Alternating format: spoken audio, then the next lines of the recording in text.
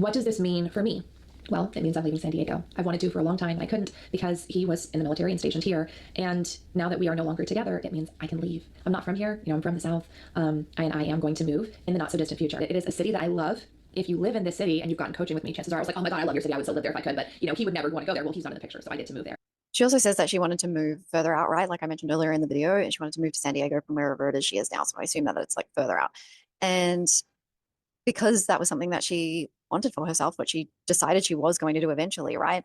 It's happened via the most efficient route based on all of her other belief systems, which is why living from the end of her relationship, as well as being in San Diego could have completely happened in a harmonious way where they were able to stay together. But I think that she was putting so much pressure on the idea of controlling him to want to live in San Diego and just seeing like that would just be so much work to have to do. Whereas if she just kind of again went general, it would have solved so many things. This is why manifesting steps can be, not the best way to go about things. Like, can you manifest that way? Yes, but you're trying to use logic to influence something that is not logical, that doesn't happen logically. So if you live from the end of like the relationship that you want and go general with the way that you think about it. You could even go as general as, I love that I'm happy with everything in my life and my relationship with such and such.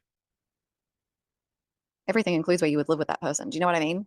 The other thing that's just come to me is like she's seen him as a boundary, a block to she's seen him as a block to living where she really wanted to live. And that has created that to be a condition that she could never have really lived where she wanted to live as long as she was with him because he would never have wanted to live there. So removing those conditions, which happens naturally in a lot of like oftentimes when you're able to go more general with your affirmations. And there could have been somewhere that, going back to the general affirmation about her loving that they are on the same page with where they live and that they're happy where they live together and all that sort of thing. She could have ended up somewhere that had the same vibe and everything that she wanted from San Diego, or that what she thinks San Diego would be like.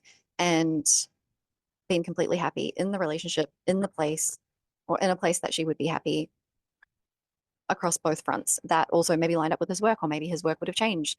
The how and the when is nobody's business, right? You're just focusing on being really happy where you are with who you're with and allowing that to happen how it happens, living from the end.